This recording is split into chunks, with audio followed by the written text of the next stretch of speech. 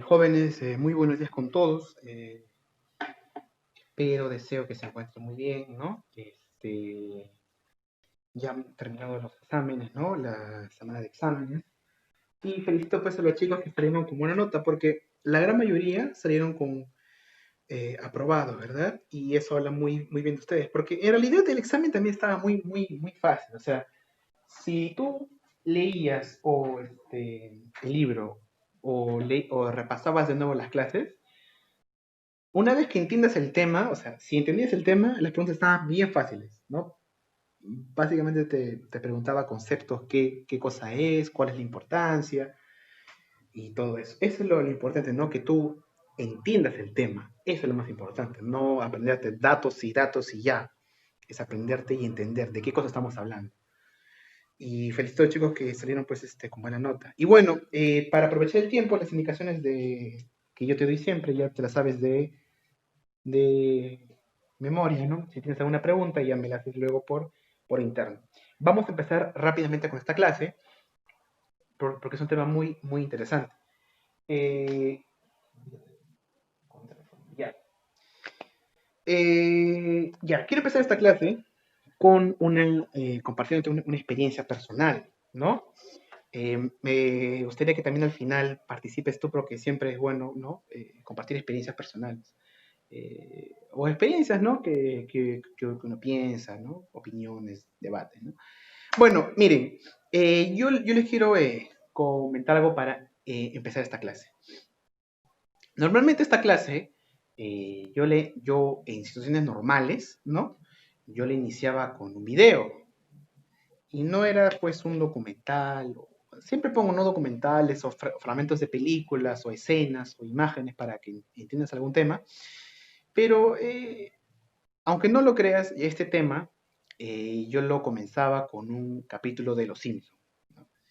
De repente tú dirás, pero, oye, este profesor es pésimo, ¿cómo va a estar enseñando con Los Simpsons, ¿no? Algunos dicen.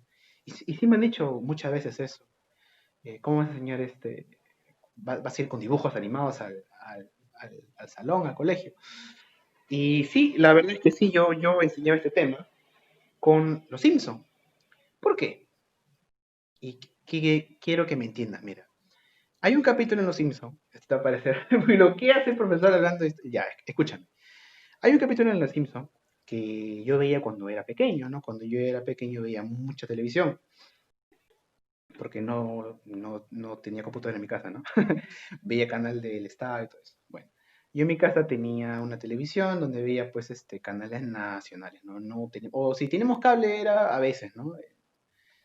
Una vez al año y después cortaban, después volvía después de 2 años. Bueno, yo me acostumbré a ver Los Simpsons cuando yo era pequeño y me gustaba. Antes lo pasaban por el canal 2, ahora ya no pasa nada bueno. Entonces, yo veía eso y me gustó. Y la serie, una de las series que hasta ahora, bueno, ahora ya no la veo todos los días, ¿no? Porque ya no tengo oportunidad ni ya, bueno.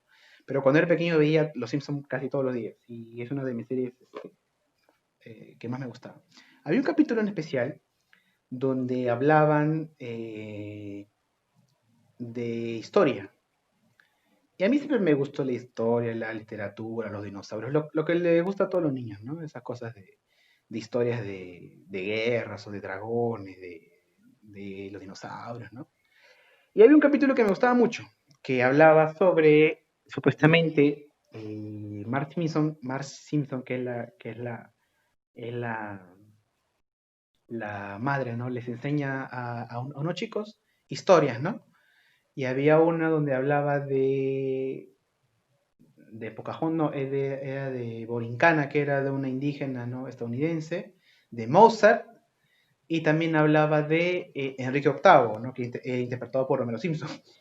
Y contó la historia de una manera muy divertida, contaba la historia de Enrique VIII.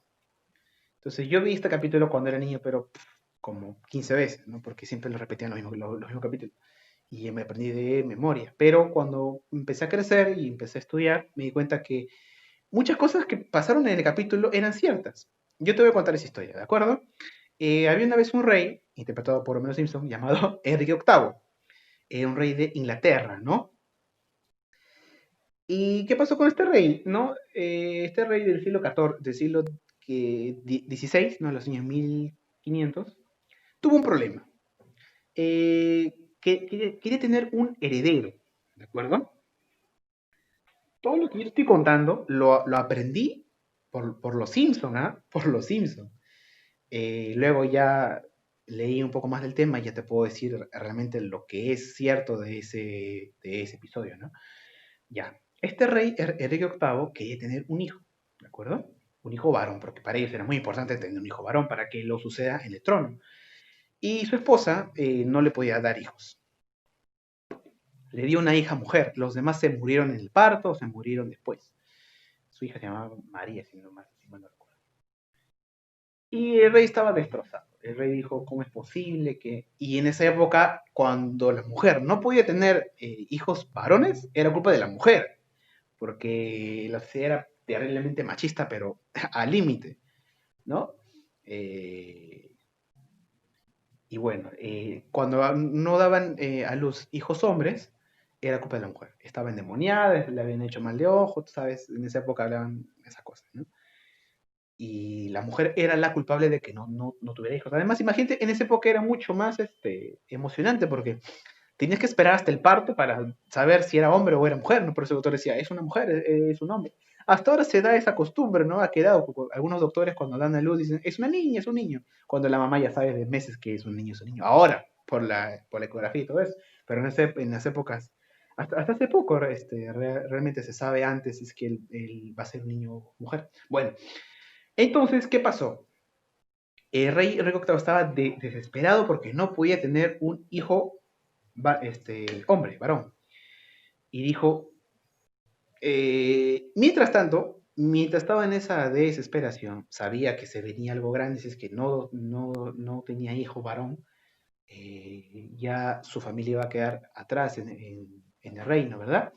Entonces, paralelamente, el rey Enrique VIII se enamoró de una mujer, de una joven de 19 años, conocida como Ana Bolena. ¿Quién era Ana Bolena? Una joven súbdita del rey, ¿verdad? El rey se enamoró y dijo, con ella yo me voy a casar y ella se me va a dar un hijo varón. Y se quiso divorciar de su esposa. Pero hay un problema. La iglesia reconocía que se podía separar, ¿no? Un matrimonio siempre y cuando los dos estén, los dos tengan la intención, los dos tengan la intención de separarse, ¿verdad? En esta época. Entonces el rey quería separarse, ¿verdad? Eh, pero su esposa no quiso. El rey le dijo, dame el divorcio, quiero separarme de ti. Para tener otro matrimonio real, para tener un hijo. Porque si tiene un hijo fuera del matrimonio real, ese hijo no va a ser reconocido como rey. Entonces tiene que casarse para que cuando el hijo crezca y sea pues un rey, sea reconocido. Así que dijo, ahora, ¿cómo hago para separarme? La iglesia no me permite el divorcio, ¿no? Se me va la palabra. No me permite el divorcio. Su esposa, que se llamaba la reina Catalina, ¿no? No le quiso dar el divorcio. Así que, ¿qué hizo? Dijo, está bien, ¿me quedo con Catalina nomás y no me divorcio? No, yo soy el rey acá. ¿Y qué quiso hacer Enrique VIII? Fácil, si la iglesia no me deja divorciarme, me creo mi propia iglesia. Qué buena jugada, ¿no? Se creó su propia iglesia. Dijo, está bien, vamos a crear una nueva iglesia para el Estado. El rey Enrique VIII era muy creyente. Él se dice que asistía a 5 misas diarias. O sea, tú irías, o sea, tú puedes ser creyente o no, pero tú irías a 5 misas todos los días. Imagínate, ¿no? Hay que tener mucha fe para ir a 5 misas todos los días. Y dice que si no iba a 5, iba a 3, porque el demás tiempo se la pasaba cazando o montaba a caballo. Pero siempre iba a misa 5 días. Y le interesaba mucho lo que son los temas teológicos, ¿no? Era un rey muy creyente. O se la pasaba en la misa, o se la pasaba cazando. Otro hobby que tenía Enrique VIII era comer. Algunos dicen que los banquetes de Enrique VIII eran, pero Por eso yo vuelvo al capítulo de Los Simpsons, ¿no? Estaba muy bien interpretado por Homero Simpson, ese, ese rey. Bueno, eh, ¿dónde estaba? Ya, entonces creó una iglesia nueva para el Estado inglés, la iglesia anglicana, que hasta el día de hoy continúa en Inglaterra. ¿La base principal cuál es? Es la misma iglesia de toda la vida, solamente que no reconoce como máximo pontífice al Papa. De ahí detalles más, detalles menos. Esa iglesia llegó a Estados Unidos, pero Estados Unidos no se llama iglesia anglicana, se llama iglesia episcopal. Tú sabes que en Estados Unidos la religión en la mayoría mayoritaria o la religión con la que ellos se formaron como nación no es la católica. En Latinoamérica, la iglesia católica caló, pero hondísimo, ¿no? Hasta ahora. Fue la base de la sociedad, pero en Estados Unidos, en Norteamérica, no fue así. No llegaron ahí la iglesia católica. Claro, hay muchos católicos ahora, ¿no? Sobre todo que han llegado muchos latinos a esa parte, pero la nación estadounidense no se formó con la iglesia católica, se formó con la iglesia anglicana que ahora se llama episcopal. La única cosa que se diferencia, ¿cuál es? Que no reconocen al Papa como supremo líder. Entonces Enrico dijo, ya está bien, yo creo mi propia iglesia y me puedo divorciar. Y finalmente se divorció de Catalina. Pero esto de acá, lo que yo te he contado, lo que te acabo de contar, yo lo aprendí de Los Simpsons, de una serie pues común y corriente. ¿Y a qué voy con todo esto? Eh, Ve Los Simpsons. No, el consejo que yo te voy a dar, ¿cuál es? Que el conocimiento, jóvenes, está en todo.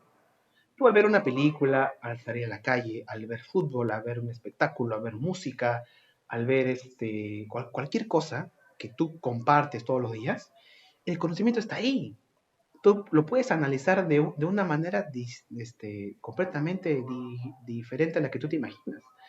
Tú puedes analizar una película en base al contexto histórico, en base a la cultura, en base a la interpretación psicológica, en base a muchas cosas más, ¿no? Puedes escuchar una canción y puedes ver el contexto en que se hizo esa canción, para qué público se hace, cuál es la finalidad, de qué te habla, o cuáles son los temas comunes. O sea, el conocimiento está ahí. Yo te digo, por ejemplo, aprendí mucho con Los Simpsons, con una serie común y corriente, una serie que no tiene nada que ver con la educación, ¿no? Porque hablaban a veces de pasajes históricos, porque hablaban de la cultura estadounidense, de la cultura mundial. Yo aprendí de geografía, eh, historia, política, viendo eso.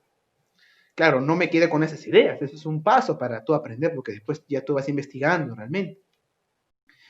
Y así como con todo, yo aprendí, por ejemplo, de geografía viendo fútbol, ¿no? ¿Dónde queda tal ciudad, tal país? ¿Por qué en tal país hace tanto calor? ¿Por qué en este hace frío? ¿Por qué la etnia de este país son más morenos y por qué acá son blancos? ¿Por qué esto? ¿Por qué el otro? ¿Por qué los argentinos tienen la tez un poco más clara que los bolivianos, que los peruanos, que los colombianos? Y con la historia tú te vas preguntando eso y te la vas respondiendo. Igual con una canción, puedes decir en qué marco cultural se hace esta canción. Eh, Te puse varios ejemplos antes sobre el anime. La cultura japonesa se puede interpretar de una buena manera con el anime, ¿no? Con la idiosincrasia. Jóvenes, lo que te parezca más hasta vulgar, hasta corriente, se puede interpretar de una manera cultural. Ejemplo, vas a un carro. Ahora no se recomienda que viajes a una combi, ¿no? A un carro. Vas a una combi. Escuchas una música. La mayoría que ponen es chicha, cumbia, ¿verdad? O música tropical peruana le llaman, ¿no? Ya. ¿Te has dado cuenta que siempre la música que ponen es música alegre, ¿verdad? Pero si tú te pones a analizar, te puedo dar horas de eso. Se pueden analizar muchas cosas históricas, culturales, de conflictos y mucho más. Una canción de cumbia que escuchas en una combi, tú la puedes analizar como los temas que se hablan en esas canciones son temas tristes. Y eso ya tú lo llevas y lo comparas a la sociedad peruana, que es una sociedad que ha sufrido mucho y que se identifica con temas que le hablen de de cosas tristes. Por ejemplo, tú lo comparas esta canción con una canción, por ejemplo, de Ecuador o de Colombia o no sé, de Brasil. Las canciones de esos países te hablan de cosas más alegres. Qué bonita la mujer, qué bonita la música, qué bonita la canción. Pero el tema de Perú, ¿cuál es? Me voy a cortar las venas, me voy a matar, voy a tomar. Te das cuenta que es muy distinto. Y eso, si tú lo comparas con la realidad histórica, con la sociedad peruana, y puedes sacar una interpretación de horas, puedes hacer un libro con eso. Y a lo que voy, ¿cuál es? Todo se puede interpretar de una manera distinta. Todo se puede. Uno puede aprender de todo, ¿de acuerdo? Si tú quieres aprender. Si tú quieres aprender, no es necesario que tengas un tomo de la Universidad de Harvard, no. Puedes ver televisión y puedes analizar y puedes aprender mucho de ahí si eres inteligente. No te digo yo que aprendí historia viendo Los Simpsons, aprendí geografía viendo fútbol. Era lo que yo tenía. Después ya aprendí mucho más, pero eso me invitó a leer, me invitó a conocer. Y eso es lo que yo te vengo a decir con estas clases, de que yo te puedo dar un empujoncito y lo demás tú tienes que descubrirlo, ¿no? Y en eso está la educación. Entonces, cuando escuches una canción, cuando veas algo que pase en el Perú o en el mundo, ya no lo vas a ver de la misma manera. Tienes que analizarlo de otra manera. Cualquier cosa. Este rey no pudo hacer esto, Enrique VIII no lo pudo haber hecho de no ser porque ya se venía dando una corriente en Europa muy distinta. ¿Recuerdas que hablamos del Renacimiento? Ya se venía criticando a las ideas de la iglesia. Llegamos a un sacerdote en Alemania llamado Martín Lutero. Este hombre estaba, pero enojado no, indignado con la iglesia católica. Este cura, que había sido formado en la iglesia católica, era una persona que protestaba en contra de la iglesia católica. ¿Por qué? Porque en esta época la iglesia católica era muy corrupta. Imagínate, si tú estabas en Europa en esta época, te decían, tú eres una persona que ha cometido muchos pecados, ¿no? Tienes que ir a la misa y tienes que ir a confesarte, que te den tu hostia, y ahí ya te pueden perdonar. Pero si no tienes tiempo y si quieren que se perdonen todos tus pecados, la iglesia te puede dar un documento especial. Ese documento, si tú lo compras, te hace que Dios y la iglesia, que es representación de Dios, perdone todos tus pecados. Y la gente dijo, uff, esta es un ofertón, ¿verdad? Y estos documentos se llamaban indulgencias. O sea, si tú eres un pecador y quieres que te perdone la iglesia, ¿qué hacías? Ibas a la iglesia y comprabas tu indulgencia. Te lo sellaban y decía, ya señor, todos sus pecados están perdonados. Entonces Lutero se preguntó y dijo, ¿cómo la iglesia va a comercializar con eso? O sea, estamos todos locos, decía, ¿no? Martín Lutero. Y no solamente eso, en la iglesia católica de la época se compraban cargos, ¿no? Se vendían pues cargos, ¿no? Tú quieres ser obispo, ya, págame tanto. Tú quieres tener el poder en esta parroquia, ya, tanto. Pero como tú sabes que la iglesia en esa época tenía mucho poder, o sea, cuando hay excesivo poder y excesivo dinero, da como resultado, ¿qué cosa? Corrupción. Y la iglesia católica es muy corrupta. ¿Sí?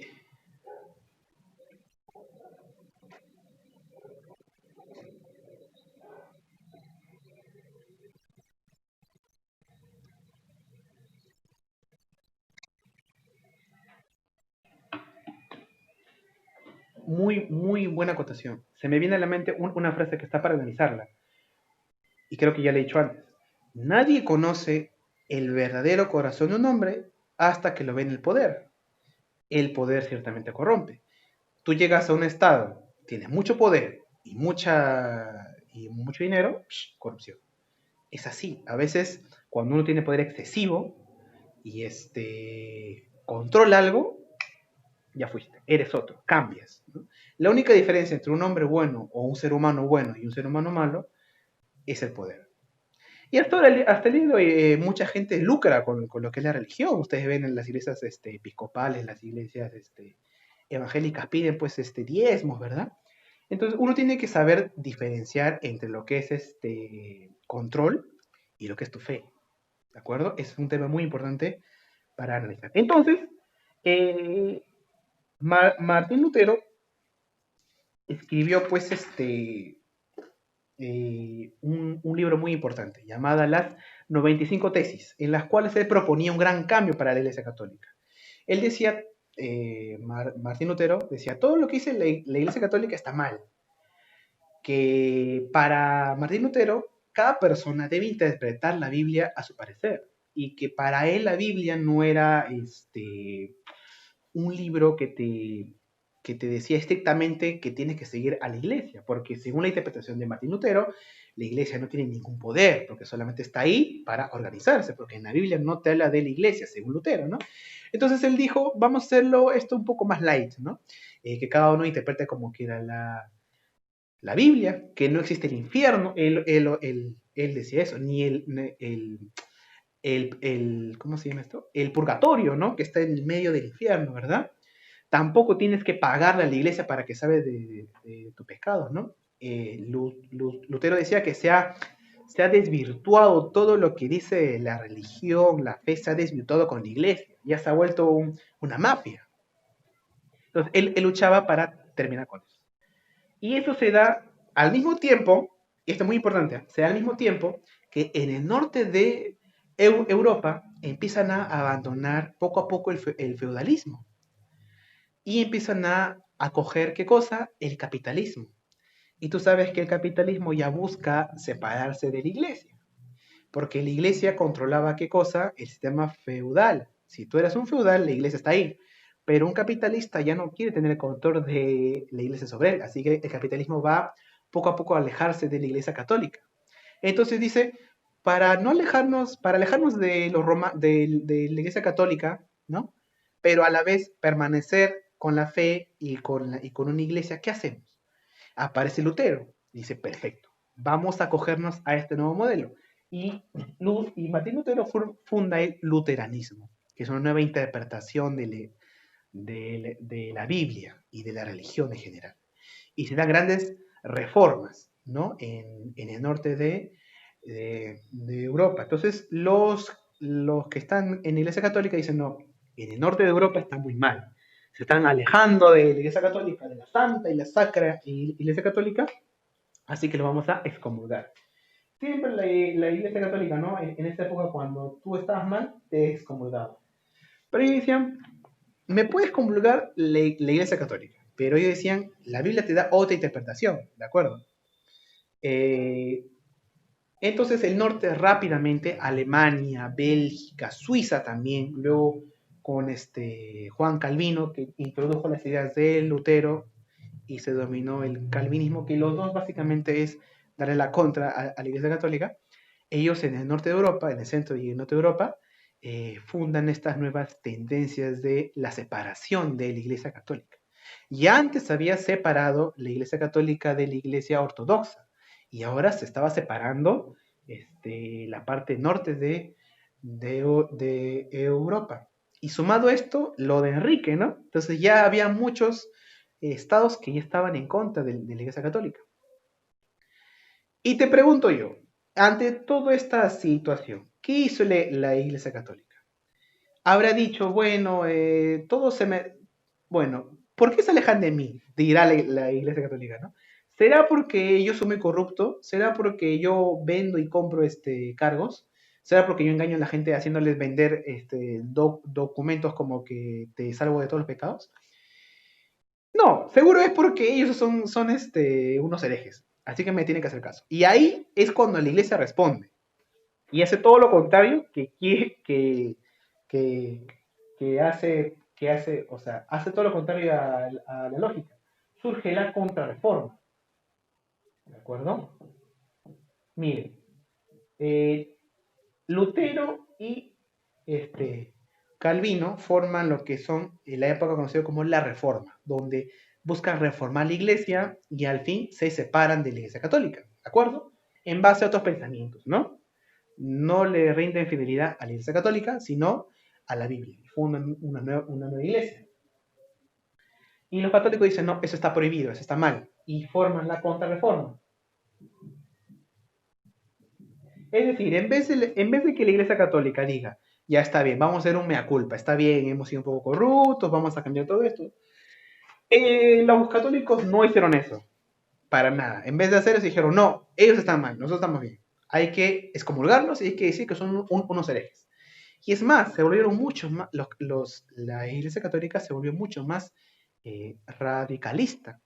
Impuso la Santa Inquisición, ¿no? Esta cosa tan temida, la Santa Inquisición, que eran los herejes o los que se iban de la Iglesia Católica, los llevaban al Tribunal del Santo Oficio. Esto es la Santa Inquisición, ¿sí?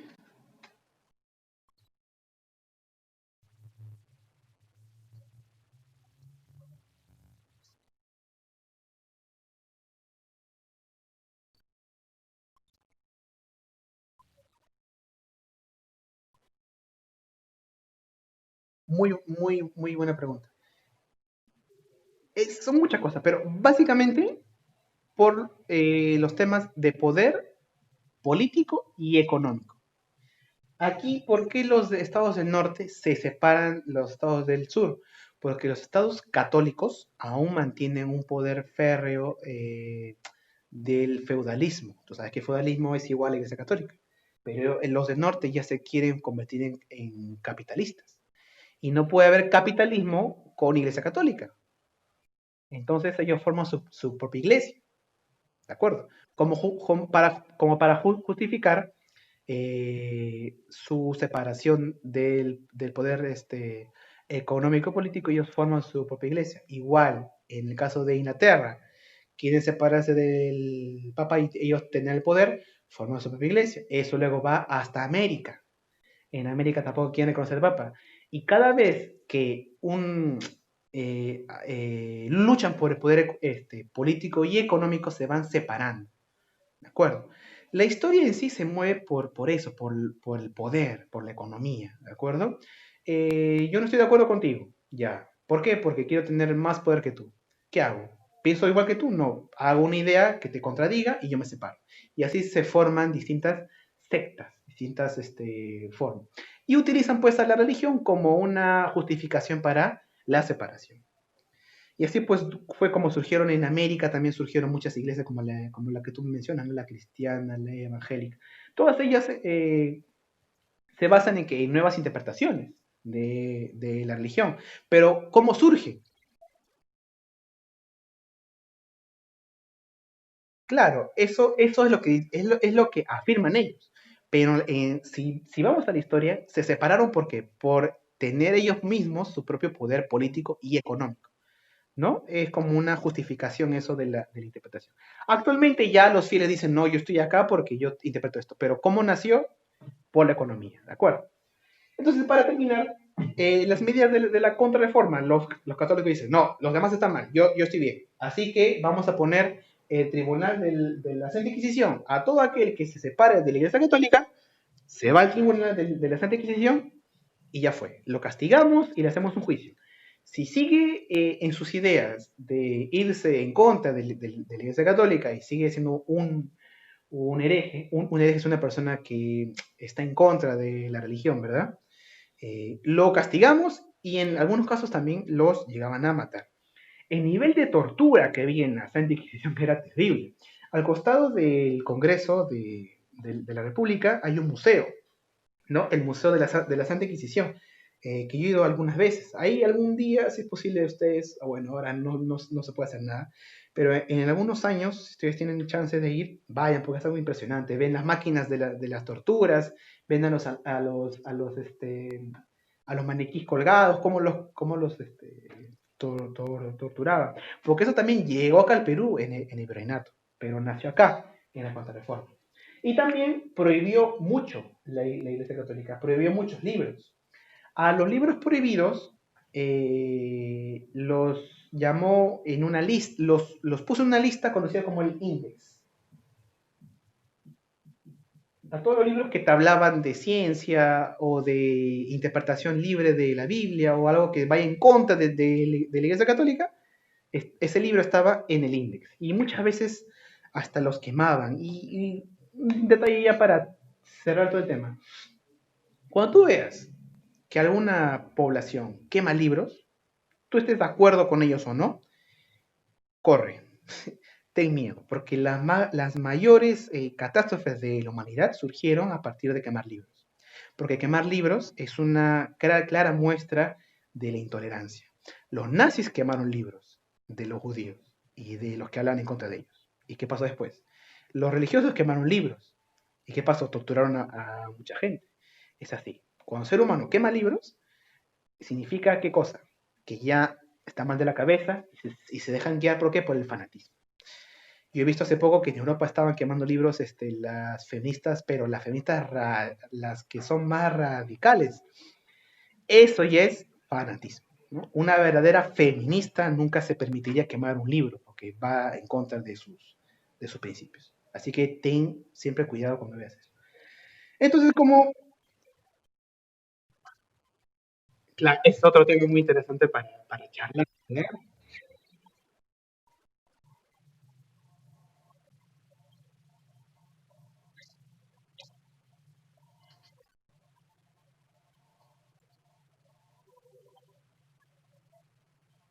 Claro, porque eso me recuerda a lo que dijo Mario Vargas Llosa, que el feminismo actual, o sea, el feminismo postmoderno, es el feminismo mal entendido. Es decir, si tú lees es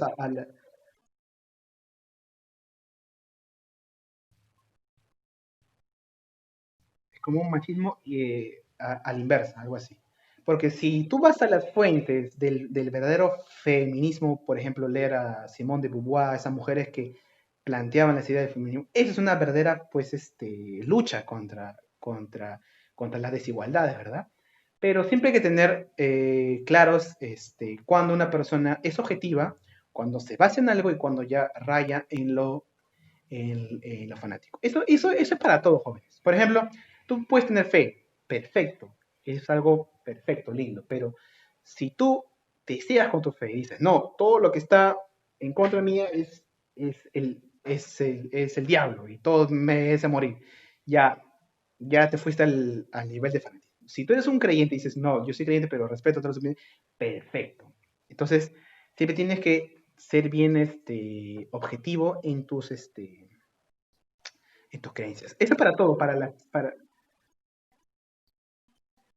¿cómo?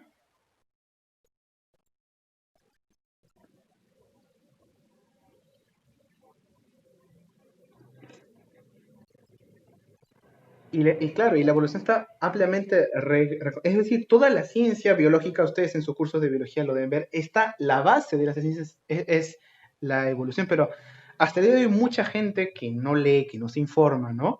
Sigue hablando, pues, pero hace preguntas que ya se han respondido antes, pero ellos no las conocen y hacen, ¿y por qué los simios no evolucionan? O sea, has tenido que leer, aunque sea un poquito antes de hacer esa pregunta, ¿no?